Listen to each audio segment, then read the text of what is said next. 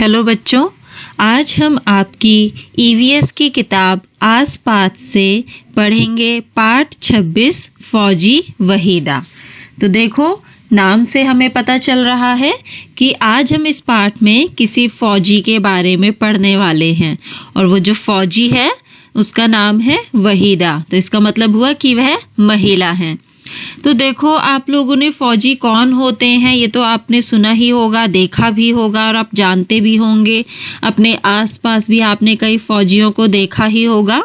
तो जो फौजी होते हैं वो हम लोगों के और हमारे देश के रक्षक होते हैं। उन लोगों को अपने जीवन में बहुत सारी कठिनाइयों का सामना करना पड़ता है।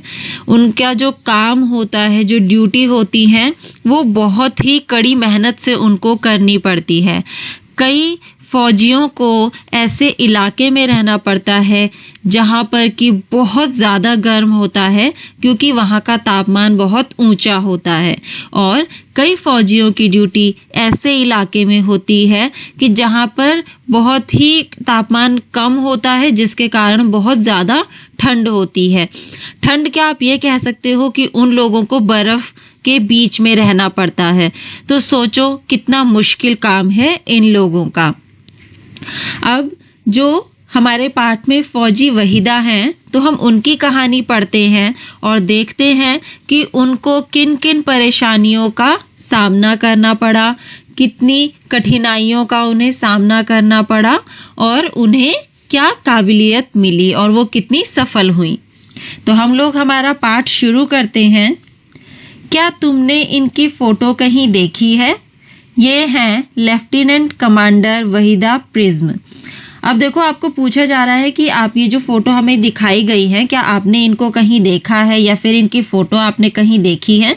अगर देखी है तो आपको याद आ ही गया होगा कि ये कौन है। अगर नहीं देखी है तो आप इनकी फोटो ध्यान से देखिए और इनका नाम है वहीदा प्रिज्म, जो कि लेफ्टिनेंट कमांडर हैं। यह भारतीय नौसेना में डॉक्टर हैं और नौसेना के समुद्री जहाज पर काम करने वाली गिनी चुनी महिलाओं में से यह एक है। अब देखो, कहा जा रहा है कि यह भारतीय नौसेना में डॉक्टर हैं और नौसेना के समुद्री जहाज पर बहुत ही कम महिलाएं काम करती हैं। तो उन्हीं कम महिलाओं में से यह एक हैं। यह पहली महिला हैं जिन्होंने एक पूरी परेड की कमान संभाली। किसी भी सेना में यह बहुत बड़ी बात मानी जाती है। तुम्हारी इस किताब के लिए हमने उनसे एक खास बातचीत की, आओ उसे पढ़ते हैं। तो देखो, हमारा ये जो पाठ है फौजी वहीदा, इसके लिए लेखक ने क्या करा है, उनसे कुछ खास बातचीत की है, एक इंटरव्यू किया है और उसमें कुछ सवाल जवाब हुए हैं, वही यहाँ पर अब लिखे हुए हैं। तो पहला प्रश्न जो वहीदा जी से पूछा गया है, वहीदा आप अपने बचपन और स्कूल के बारे में बताइए। तो वहीदा ने जवाब दिया, मैं थन्ना मंडी नाम के बहुत छोटे गांव से हूँ। यह जम्मू कश्मीर के राजौरी जिले में है। मैंने सरकारी स्कूल से पढ़ाई की है। मेरे गांव की कई लड़कियां इसी स्कूल में पढ़ने आती थी, पर वह इसके बाद आगे के बारे में कुछ नहीं सोचती थी। लेकिन मैं तो कुछ बनना चाहती थी, हमेशा आगे बढ़ना चाहती थी। मुझे आगे पढ़ने की इच्छा थी और मैं 10वीं की पढ़ाई पूरी करना चाहती थी। उस समय यह हमारे इलाके के लिए नई बात थी। इसके कारण मेरे मम्मी पापा को बहुत मुश्किलें आईं, यहाँ तक कि हमें गांव भी छोड़ना पड़ा। तब हम नानी के घर राजौरी में रहे। मैंने 12वीं भी वहीं से की। अब देखो, वहीदा यहाँ पे अपने बचपन के बारे में बता रही है कि वह थन्ना मंडी नाम के बहुत छोटे गांव में रहती थी, जो कि जम्मू कश्मीर के राजौरी जिले में है। अब वह कह रही है कि उन्होंने सरकारी स्कूल में पढ़ाई की और उनके स्कूल में पहले तो देखो, पहले के ज़माने में लड़कियों को पढ़ाई करने के लिए स्कूल नहीं भेजा जाता था और जो थोड़ी बहुत लड़कियां स्कूल जाती थी पढ़ाई करने के लिए, तो वह सिर्फ जाती थी और अपनी पढ़ाई कर लेती थी। लेकिन उनको पढ़ाई के बाद आगे क्या करना है, वह क्या बनना चाहती हैं, इस बारे में कुछ नहीं सोचती थी। लेकिन वहीदा जी अपनी पूरी पढ़ाई करना चाहती थी। वह 10वीं भी करना चाहती थी, 12वीं भी करना चाहती थी और उसके बाद वो आगे भी कुछ बड़े होकर बनना चाहती थी। अब वो कह रही है कि उनकी इस सोच के कारण उनके मम्मी पापा को बहुत ही मुश्किलों का सामना करना पड़ा, यहाँ तक कि उन्हें अपना गांव भी छोड़ना पड़ा और वह अपनी नानी के घर जाकर रहे और वहीं से उन्होंने अपनी 12वीं की पढ़ाई पूरी करी।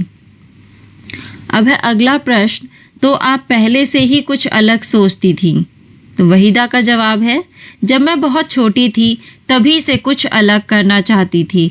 मुझे मोटरसाइकिल चलाने का बहुत शौक था। हम 3 बहनें हैं। पापा भी यही चाहते थे कि हम बहनों में से एक डॉक्टर बने, एक वकील बने या पुलिस में जाए और एक बच्चों को पढ़ाए। मैं भारतीय नौसेना में डॉक्टर बन गई हूँ और मेरी बहन जम्मू पुलिस में है। अब देखो यहाँ पर वहीदा कह रही है कि वो जब बहुत छोटी थी तो वो शुरू से ही कुछ अलग करना चाहती थी। जैसे बाकी लड़कियां हैं, घर का काम करना, खाना बनाना, रसोई में काम करना, वो इन सब चीज़ों से अलग करना चाहती थी। उन्हें मोटरसाइकिल चलाने का बहुत ही शौक था और वो लोग 3 बहनें हैं। तो आपने देखा होगा कि लड़कियों को पढ़ाने में या फिर किसी भी बच्चों के सपने को पूरा करने में उनके माता पिता का बहुत बड़ा हाथ होता है। अगर माता पिता चाहें तो वह अपनी लड़कियों को स्कूल नहीं भेजते और कुछ माता पिता ऐसे होते हैं जो कि अपने बच्चों की पढ़ाई चाहते हैं बहुत अच्छे से हो। तो उसी तरह के वहीदा के माता पिता भी थे। वहीदा के पापा भी चाहते थे कि उनकी जो 3 बेटियां हैं उनमें से कोई भी एक डॉक्टर बने, कोई एक वकील या फिर पुलिस बने और कोई एक स्कूल में बच्चों को पढ़ाए। अब देखो उनके पापा की सोच कितनी अच्छी थी अपनी बेटियों को लेकर। वो अपनी बेटियों को आगे पढ़ाना भी चाहते थे और आगे बढ़ाना भी चाहते थे। अब वह कह रही हैं कि वो जो है वहीदा जी नौसेना में डॉक्टर बन गई हैं और उनकी बहन जम्मू पुलिस में है। अब है प्रश्न 3, आप डॉक्टर कैसे बनी? तो वहीदा ने जवाब दिया, इसके लिए मैंने बहुत मेहनत की थी। मेरे दोस्तों और घर वालों ने भी मेरी बहुत मदद की। मैंने जम्मू मेडिकल कॉलेज में दाखिला पाया। वहाँ मैंने 5 साल पढ़ाई की और MBBS की परीक्षा पास की। अब देखो आप लोगों को पता ही है कि कोई भी परीक्षा पास करने के लिए बहुत मेहनत करनी पड़ती है। तो डॉक्टरी की पढ़ाई के लिए तो सोचो कितनी कड़ी मेहनत करनी पड़ती होगी। तो वही मेहनत वहीदा जी ने की और उन्होंने जम्मू मेडिकल कॉलेज में दाखिला पाया और वहाँ 5 साल पढ़ाई की और फिर MBBS की परीक्षा अपनी उन्होंने पास करी। अब है अगला प्रश्न, आप सेना में कैसे आईं? आपके घर वालों ने रोका नहीं? तो वहीदा ने जवाब दिया, अरे नहीं, उन्हें तो लगता था कि यही नौकरी मेरे लिए सबसे अच्छी है।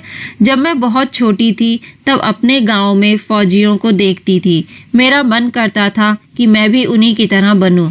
यह मेरे लिए एक बहुत ही बड़ा सपना था। स्कूल के समय में मैं कैंपों में भी जाती थी, पहाड़ों पर चढ़ती थी और गर्ल गाइड भी थी।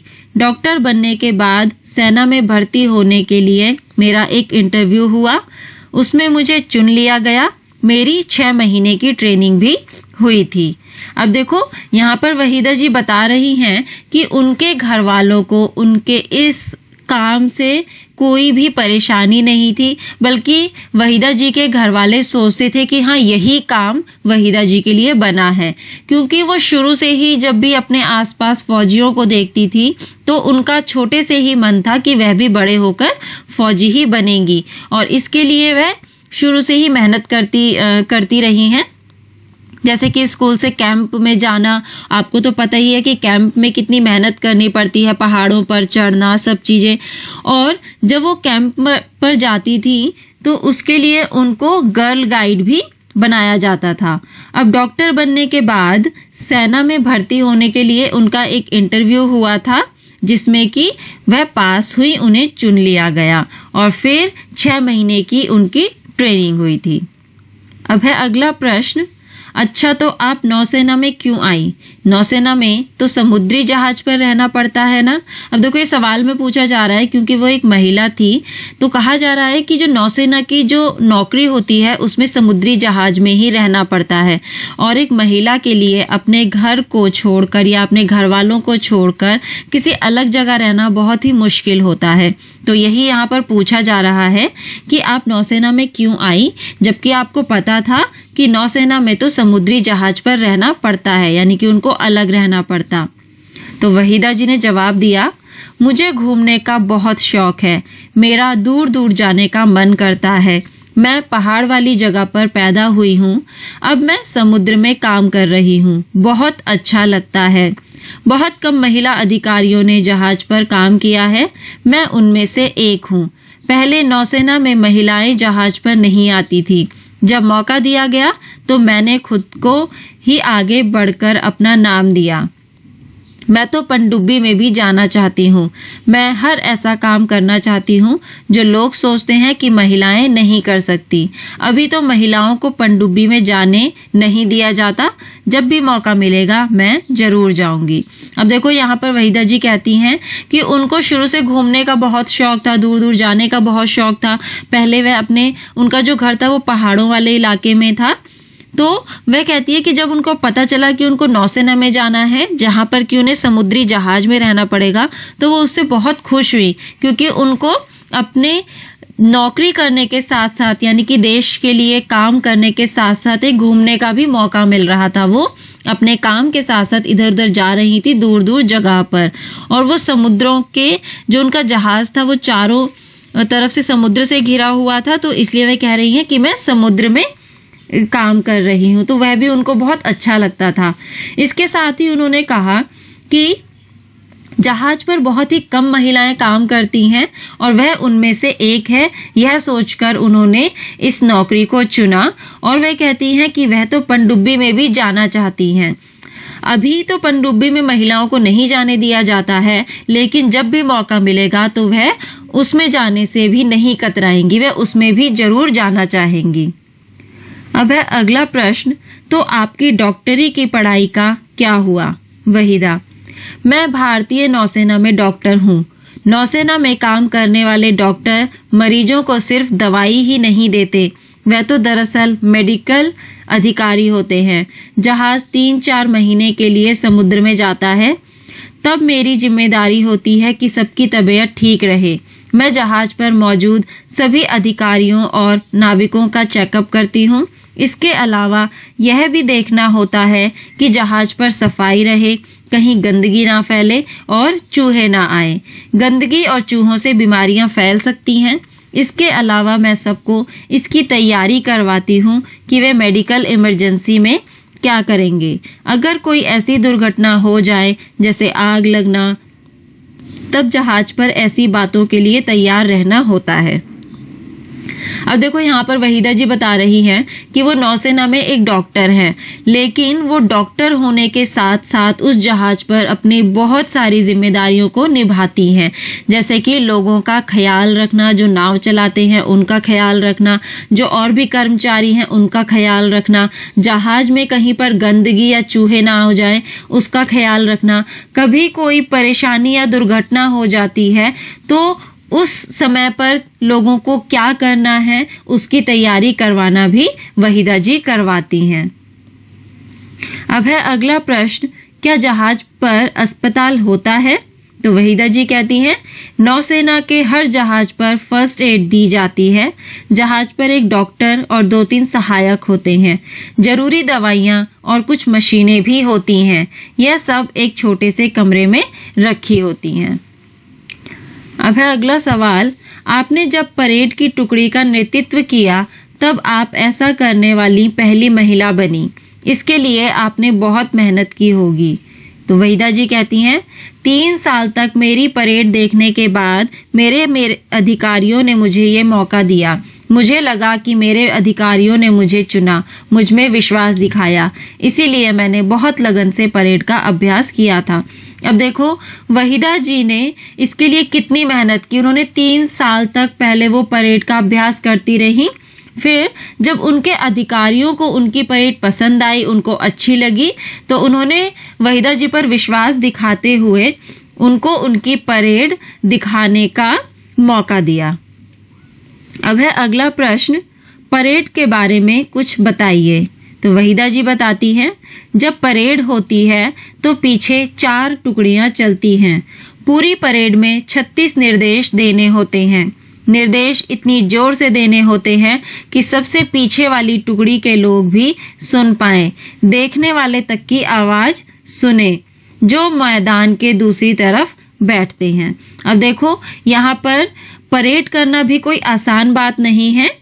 यहाँ पे बताया जा रहा है कि जब परेड होती है तो पीछे 4 टुकड़ियां चलती हैं और पूरे परेड में 36 निर्देश देने होते हैं।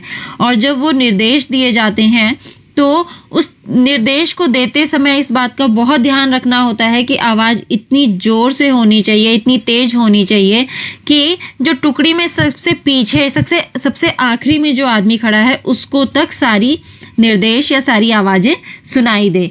यहाँ तक कि वह कह रही हैं कि जो मैदान के दूसरी तरफ लोग बैठे हैं, जो कि परेड को देख रहे हैं, उनको तक आवाज सुनाई देनी चाहिए। अब सोचो, इतनी जोर से बोलने के लिए भी उनको कितनी मेहनत लगती होगी।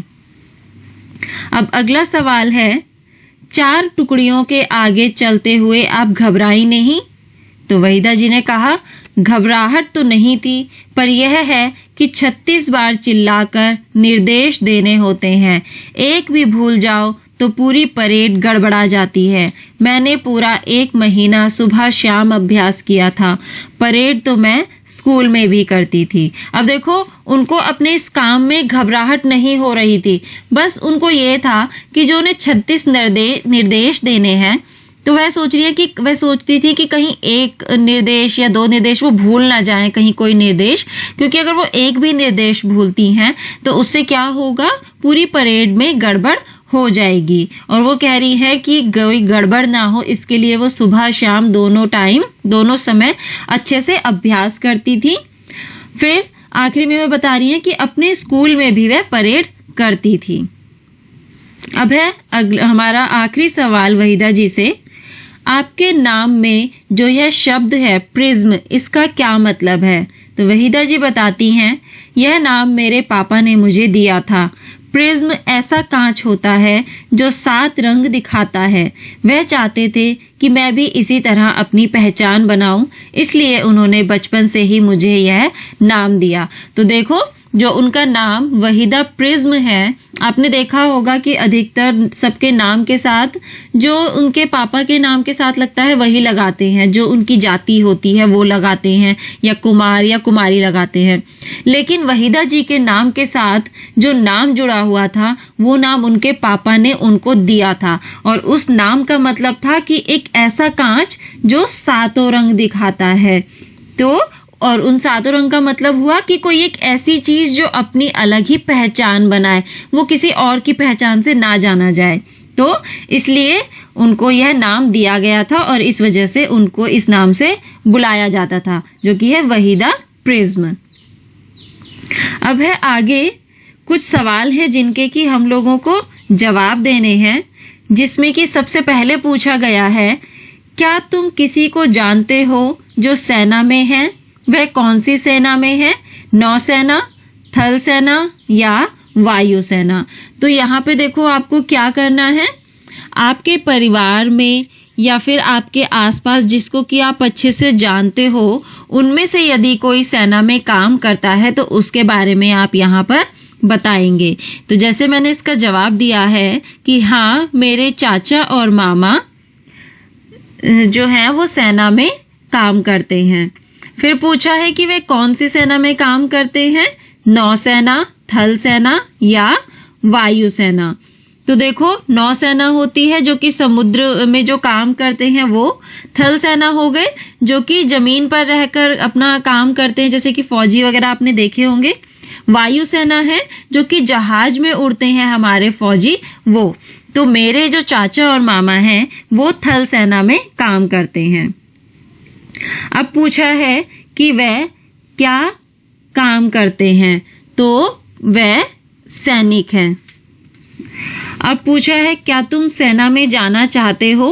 तो देखो, सेना में जाने के लिए बहुत ही कड़ी मेहनत करनी पड़ती है, उसमें बहुत सारी परेशानियों को उसमें देखना पड़ता है, उनका सामना करना पड़ता है।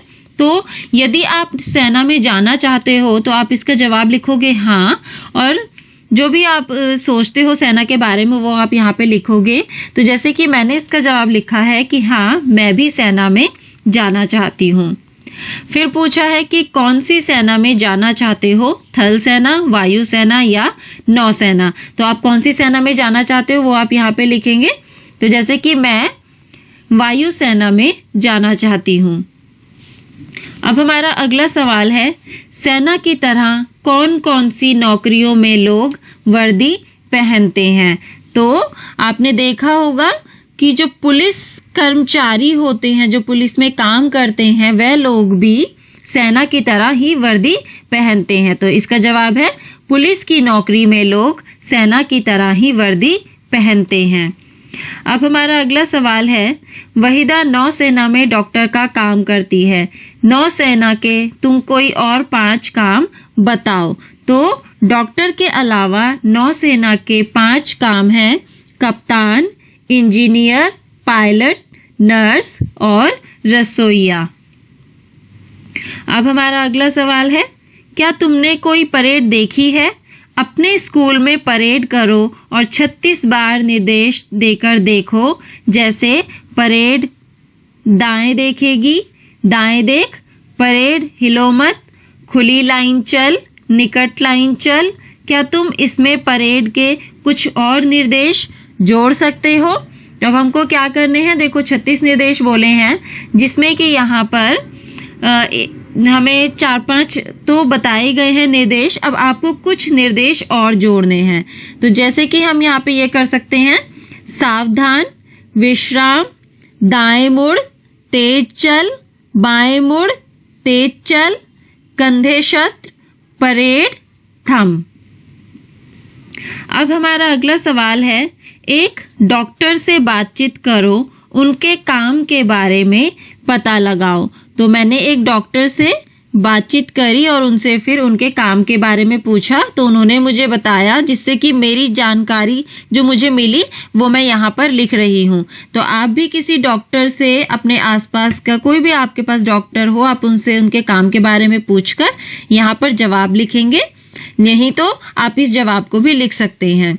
तो मैंने इसका जवाब लिखा है, एक डॉक्टर बीमार व्यक्ति को देखता है, उसकी जांच करने के बाद बीमारी का पता लगाता है, उसके बाद बीमारी ठीक होने के लिए दवाइयाँ देता है और फिर उसको यह भी कहता है कि अगर दवाइयों से फर्क ना पड़े तो उसको दोबारा दिखाना चाहिए, ताकि वो फिर उसका और अच्छे से इलाज कर सके।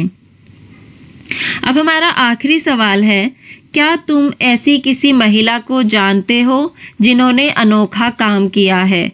उनके साथ ऐसी ही बातचीत करो जैसी हमने वहीदा जी के साथ की है। सोचो क्या प्रश्न पूछोगे, उनसे पता करो कि उन्होंने उस काम को क्यों चुना और उन्हें कैसी कैसी मुश्किलें आई। अब देखो, ऐसी हम बहुत सी महिलाओं को जानते हैं जिन्होंने की कुछ अलग काम किया है, जिन्होंने की बहुत नाम कमाया है, बहुत मेहनत किया है।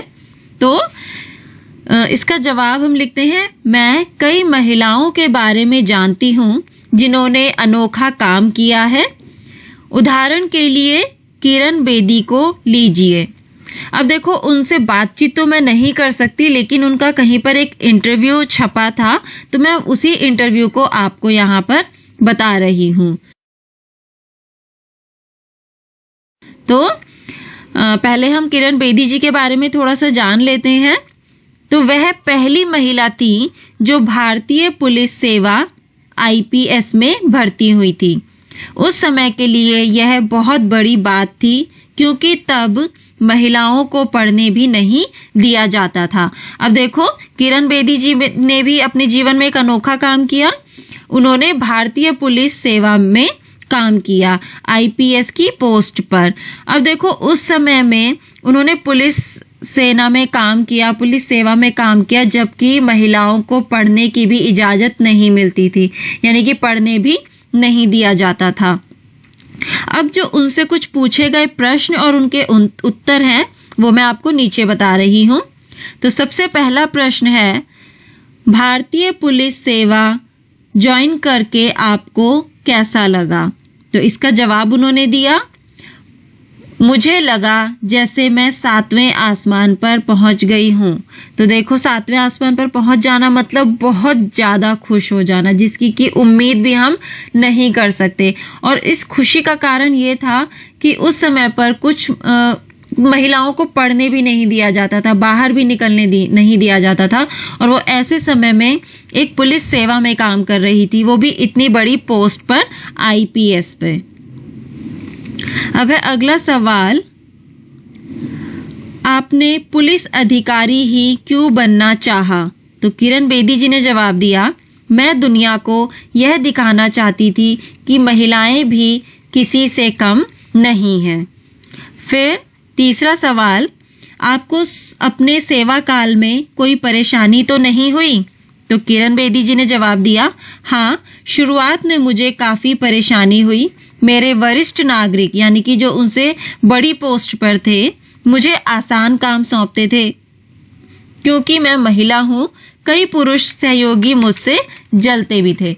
अब देखो उन्हें भी परेशानियों का सामना करना पड़ा, जैसे कि मैंने आपको बताया ही था कि चाहे पुलिस की नौकरी हो, चाहे फौजी हो, चाहे नौसेना में काम कर रहे लोग हों, चाहे वायुसेना में काम कर रहे लोग हों, जितने भी फौजी होते हैं जो हमारे देश की रक्षा करते हैं, उनके जीवन में बहुत सारी मुश्किलों का सामना उन्हें करना पड़ता है। और किरण बेदी जी को तो इसलिए भी मुश्किलों का सामना करना पड़ा क्योंकि वह महिला थी। तो लोग सोचते थे कि वह महिला हैं, वो काम नहीं कर पाएंगी। अब है अगला सवाल कि आपको अपने सेवा काल में कोई आपने पुलिस। अब हमारा जो आखिरी सवाल है वो है, तो हमारा जो आखिरी सवाल था वो यह था, इतने लंबे समय तक देश की सेवा करने के बाद आपको कैसा लगता है? तो देखो उन्होंने बहुत ही लंबे समय तक देश की सेवा करी थी और आप कहीं भी किसी से भी पूछोगे, किरण बेदी जी को सभी लोग जानते हैं क्योंकि वो बहुत ही मशहूर हुई थी, बहुत ही उन्होंने नाम कमाया था। और यह नाम उन्होंने क्यों कमाया था? क्योंकि उन्होंने बहुत ही अच्छे अच्छे काम करे थे। तो उन्होंने जवाब दिया कि इतने लंबे समय तक देश की सेवा करने के बाद वो काफ़ी संतुष्ट हैं और उन्हें अपने और अपने देश पर बहुत ही ज़्यादा गर्व है। तो देखो अब वो कोई भी इंसान हो, अगर वो अपने देश के लिए काम करता है तो गर्व करने की बात तो है ही। अब देखो हमने इस पाठ में जो कि फौजी वहीदा के बारे में है, हमने क्या सीखा कि फौजियों की जो जीवन निर्वाह होता है, जो उनका रोजमर्रा का जो समय होता है, जो वो अपना व्यतीत करते हैं, वो बहुत ही मुश्किल होता है। हम लोग क्या करते हैं, अपना समय निकालने के लिए टीवी देख लेते हैं, खेल लेते हैं, गाने सुन लेते हैं, लेकिन उन लोगों के पास ये सारी सुविधाएं नहीं होती हैं। वो सिर्फ अपना काम करते हैं और काम भी बहुत ही ज़्यादा मेहनत से करते हैं। तो यहाँ पे हमने फौजियों के बारे में पढ़ा, लेकिन कौन से फौजियों के बारे में? जो कि एक महिला थी। तो यहाँ पर अब हमारा पाठ फौजी वहीदा खत्म होता है। तो इस पाठ को आप फिर से अच्छे से पढ़िए, दोहराइए, समझिए। इससे देखो आपको भी आगे चलकर बड़े होकर अच्छे से पढ़ने का मन करेगा और आप भी सोचेंगे कि आप भी बड़े होकर कुछ बने, जिससे कि आप अपना नाम कमाएं और आपके घर वाले भी उससे बहुत खुश हों। तो यहाँ पर यह खत्म होता है। अब हम लोग मिलेंगे अगले पाठ के साथ अगली कक्षा में।